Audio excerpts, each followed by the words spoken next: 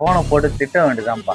Hello நான் என்னன்னா ஒரு அமௌண்ட் ஒன்று போட விட மாட்டேன், 2000 ரூபாய் எப்போனா போடுவேன். நாளைக்கு அவன் போட்டு விட்டுனா எனக்கு, ஆனால் ரொம்ப கஷ்டத்தில் இருக்காண்ணா. சரி நாளைக்கு போட்டு விட்டுருக்கேண்ணா. ஓகேண்ணா. ஐயோ ரீசார்ஜ் வேற காலி ஆயிடுச்சு, என்ன பண்றது? கோபால் பையன் வேற வெயிட் பண்ணுகிறானே. ஒரு பல்லியாடு மாட்டி நேரம் வச்சு வாங்கிட வேண்டியதான்.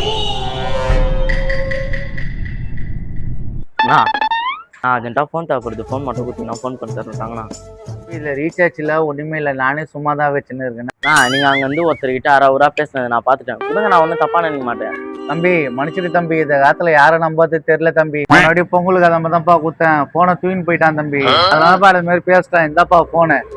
அப்படியா அங்கிள்? ஒன்றும் பிரச்சனை இல்லை, கொடுங்க.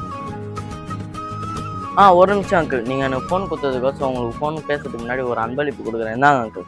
அங்கிள் இதை நான் போயிட்டக்கு அப்புறம் தான் பார்க்கணும், ஓகேவா? சரிப்பா. ஹலோ கோபாலு. தம்பி நின்று பேசுப்பா. அது ஒன்றும் இல்லை அங்கிள், 8 மணி ஆனால் இப்படி வாக்கிங் பண்ணுறது பழக்கம், அதான்.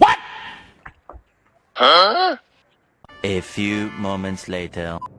போன பொங்கல் ஒண்ணுங்க அந்த போனா, இந்த ஆடி மாசத்துக்கு இந்த போனு அப்படின்னா கிஃப்ட் கொடுத்தான். நம்ம பிடிச்ச சாக்லேட் தான் தம்பி கொடுத்துருக்கான். ஓகே சாக்லேட் சூப்பரா இருக்கு. தம்பி எங்க போயிட்டு காணோம்? தம்பி வீட்டுக்கே வந்துச்சு.